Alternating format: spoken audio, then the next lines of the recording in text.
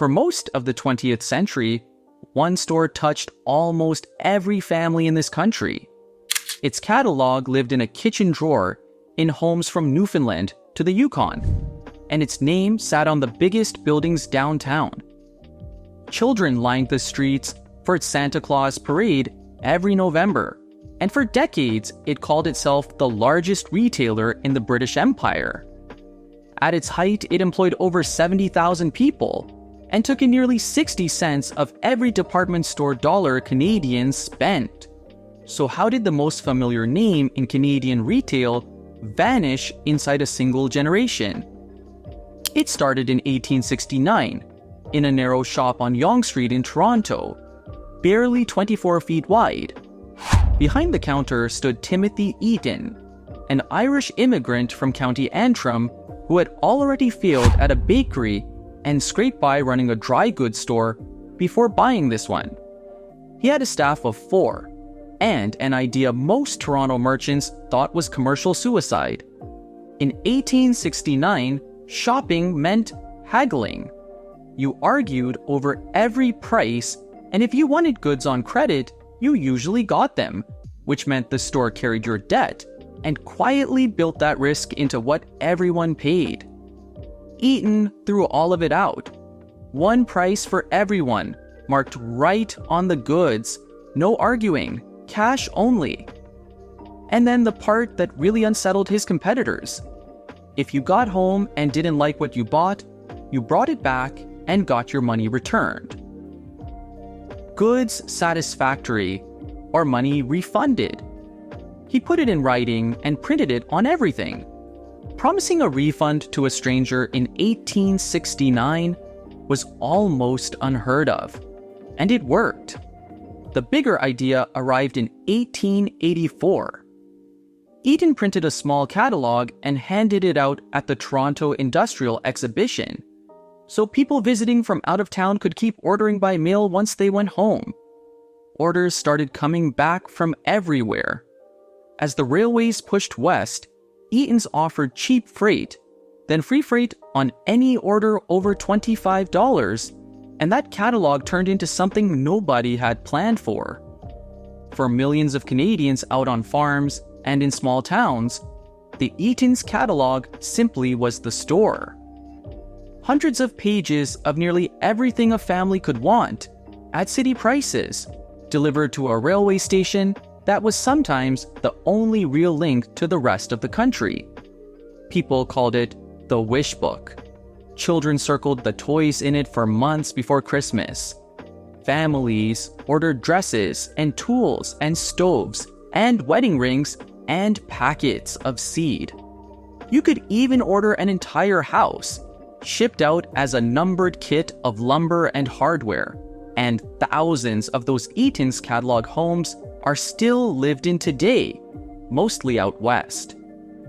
When a family was finished with a catalog, nothing went to waste. Settlers learned English from the captions. Farm kids used the pages for target practice, and every Canadian of a certain age knows exactly what the old ones ended up doing out in the outhouse. In a huge, thinly settled country, half the homes on a given road had one within arm's reach. That catalog built an empire. In 1905, Eaton's opened an enormous store in Winnipeg, 5 stories of red brick that locals just called the Big Store. For years, it was considered the single most successful department store on earth. Timothy Eaton traveled out to see it, and the local paper ran a front-page headline calling him the Canadian Napoleon of retail.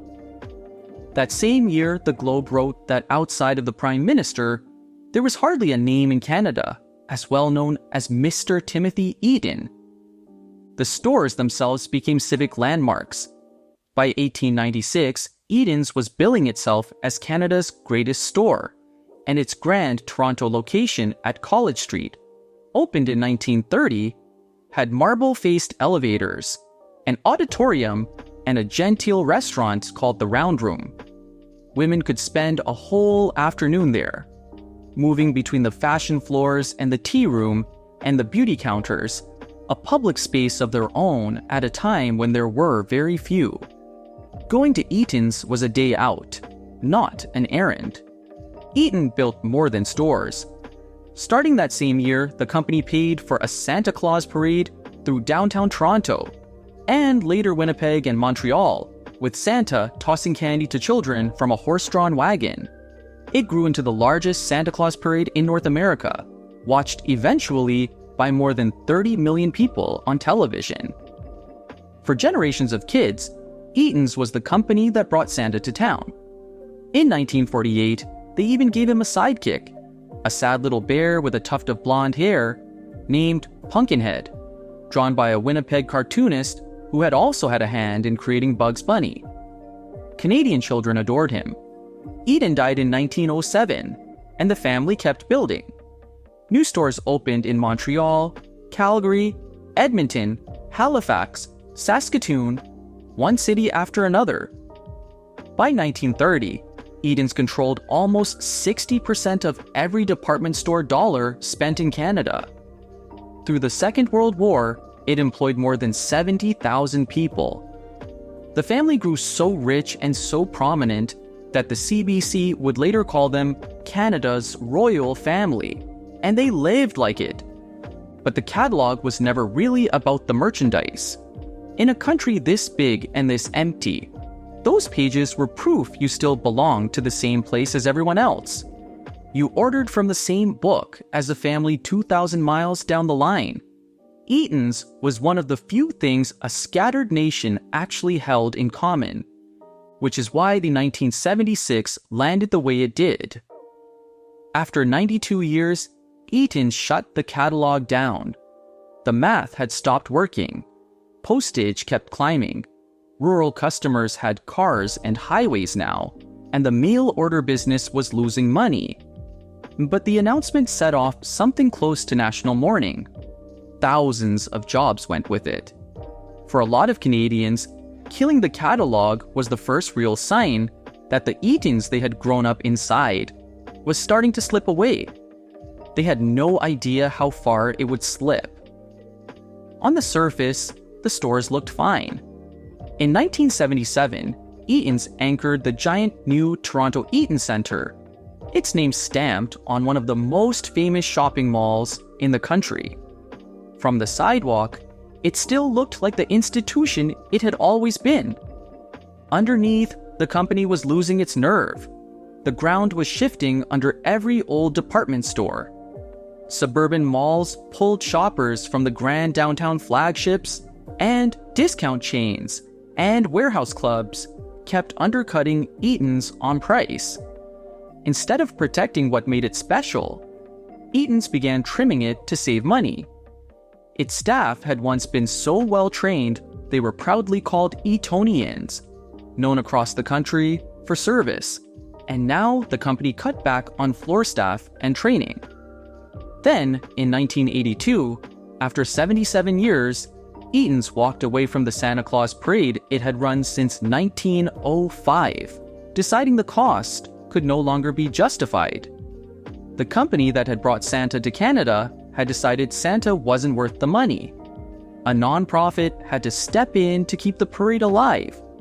A store that had once branded itself the Store for Young Canada was quietly turning into the place your grandmother shopped. And then, in 1991, Eaton's made the single decision that turned a slow decline into a collapse. The same instinct that built the company, Timothy Eaton's faith in one clear, honest price, got twisted into the thing that broke it. By then, the business was run by the founder's great-grandsons, 4 brothers, with George Eaton as president. Looking at the discounters, they decided Eaton's would stop competing on sales altogether. No more markdowns, no more door crashers. In their place came something called everyday value pricing, one steady price all year round, which meant killing the sales events Canadians actually planned their calendars around, including the legendary Trans-Canada Sale and the beloved $1.49 Day. On paper, it sounded disciplined. In the stores, it told a lifetime of loyal customers that the whole reason they came, the thrill of hunting down a deal, was over. Shoppers left almost at once. And then the truly baffling part. Rather than reverse course, Eaton's kept the policy in place for 4 straight years, while customers kept walking out the doors. You would think someone would have pulled the plug long before then. Nobody did. By the time they finally abandoned it, the damage was permanent. In 1996, Eaton's lost around $120 million on $1.6 billion in sales. The chain that had once claimed 60 cents of every department store dollar in Canada was down near 10% of the market. It owed hundreds of millions to its banks and its suppliers. In February 1997, George Eaton admitted the company could no longer pay what it owed, and Eaton's filed for protection from its creditors, the first time in 128 years it had ever needed to. What followed was 2 years of trying everything. A top executive was lured over from the Hudson's Bay Company to drag Eaton's backup market, which only touched off the dueling lawsuits between the two ancient rivals and led nowhere. Dozens of stores closed, and the company was cut and restructured again and again. It still wasn't enough. In August 1999, 130 years after Timothy Eaton opened that little shop on Yonge Street, Eaton's declared bankruptcy for good. But the name didn't quite die yet. It got one last strange chapter. Sears Canada, another longtime rival, bought up what was left: the buildings, the leases, and the Eaton's name itself. Most locations became Sears, but Sears held on to 7 of the best downtown stores and tried to raise Eaton's from the dead as an upscale chain. They restyled it as Eaton's, all lowercase, dropped the apostrophe, wrapped it in a deep purple they called aubergine, and poured money into advertising. The relaunch opened in November 2000, months behind schedule and around $60 million over budget, with the stores half finished and much of the merchandise already marked down. It never stood a chance. 7 stores scattered across 6 cities had no real weight behind them, and shoppers had no idea what Eaton's was even supposed to be anymore. By February 2002, Sears gave up and folded the last of them into the Sears name. 133 years after Timothy Eaton first hung out his sign, the Eaton's name was gone from Canadian storefronts for good. Out in Winnipeg, the old big store, that red brick landmark that had once been the most successful department store in the world, sat dark and empty. The city argued for years over what to do with it. In 2001, hundreds of people came downtown and physically wrapped their arms around the building in a kind of group hug goodbye. The next year, it was torn down to make room for a hockey arena. Timothy Eaton built the whole thing on one promise, printed on everything he ever sold: goods satisfactory or money refunded. The plain idea that an ordinary person deserved a fair deal and could trust the store to stand behind it. For 100 years, that promise was enough to hold a giant together and to pull a huge, lonely country a little closer to itself. What outlasted the company was smaller and quieter. The name still hangs over the Eaton Centre in Toronto, above the heads of shoppers who never connected to the family who started it all. In Winnipeg, some of the big store's red bricks were saved and set into the wall of the arena that replaced it. And in a museum in Toronto and an arena in Winnipeg, the 2 old bronze statues of Timothy Eaton still sit, the toe of each one worn smooth and bright from 100 years of Canadians reaching out to rub it for a little bit of luck. If you grew up with the wish book in a drawer, or you can still walk your old Eaton store in your head the way it used to be, tell someone who remembers it too. The people who were there are most of what these places have left now. And if you'd like to keep stories like this one from disappearing the way the stores did, subscribe and we'll keep telling them.